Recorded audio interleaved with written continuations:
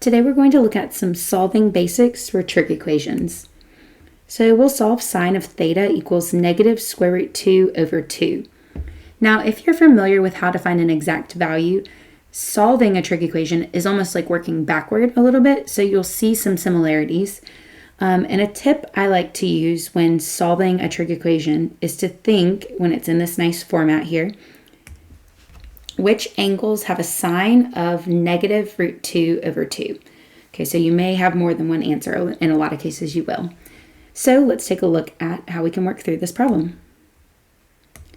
So here's an outline we'll analyze. So we'll figure out which quadrants our angle answers should be in and what reference triangle and angle we should be using to determine those answers. And in step 2, we'll actually determine those answers and we'll write them in a couple different formats you may see. So again, here's our problem. Sine theta equals negative root 2 over 2. And we'll start by analyzing. So first, we're going to recall which trig functions are positive in each quadrant. And to do that, we use the acronym ASTC. Think all students take classes. And you can label your quadrants working around from quadrant 1. So we have ASTC. And that tells you which of the basic trig functions and their corresponding reciprocals are going to be positive in each quadrant. So all trig functions are positive in quadrant 1.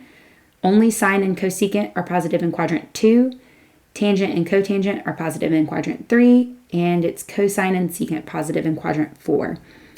So looking back to our problem, notice that we are trying to find the sine of angles to be negative root 2 over 2. So we want our angles to be giving us negative values for sine, and you see that sine is positive in quadrants 1 and 2, so we must be having angle answers in quadrants 3 and 4.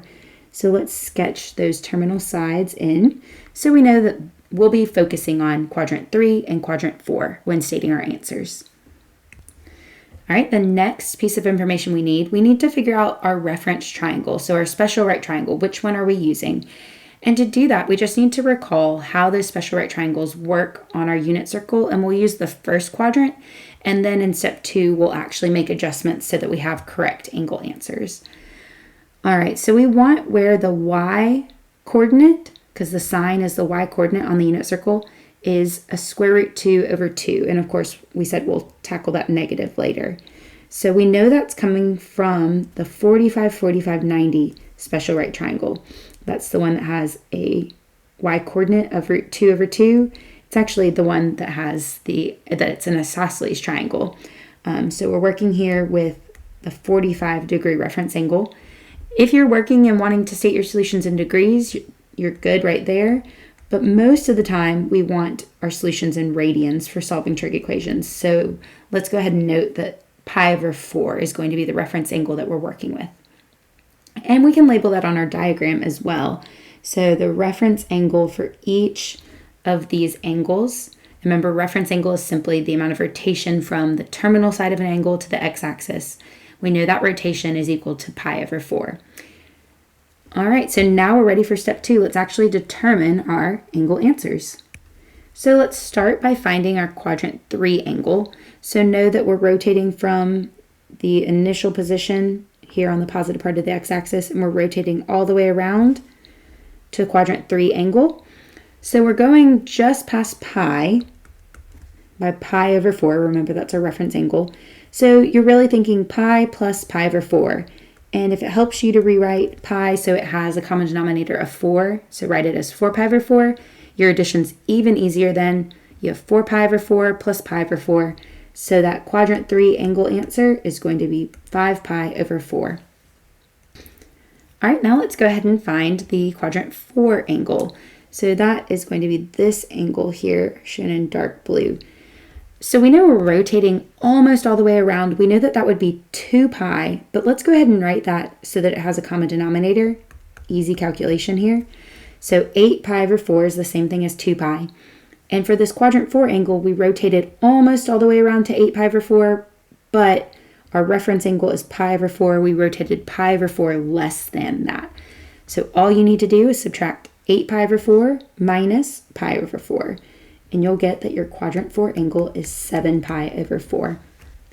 Now, you may not actually need to show this out if you have really good knowledge of the unit circle I'll post a link with some unit circle basics so you can go find that video if you want. But if you have a strong knowledge of the unit circle, it's likely that you would just know, oh, the pi/4 reference angles in quadrants 3 and 4 are these, are 5 pi/4 and 7 pi/4. So eventually you'll get to that point, but I did want to show it completely in case you need that. All right, so these two angles are our solutions to the problem sine theta equals negative square root 2 over 2. And that's if we were naming solutions on the interval from 0 to 2 pi, or sometimes you hear them as the angles on the unit circle. But sometimes you may be asked to find all solutions. And so there's a nice way that you can neatly represent all the possible solutions. And you can do this by a nice solution equation. So we'll first start by working with the quadrant 3 angle, because we'll need two solution equations to represent all solutions. And we're going to say that theta equals 5 pi over 4. But remember that we have something called a coterminal angle. And that's an angle that shares the same terminal side, but you just rotate different amounts to get to that terminal side.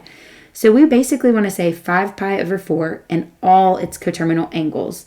And so to do that, all you need to do is say plus 2 pi k, where k is any integer.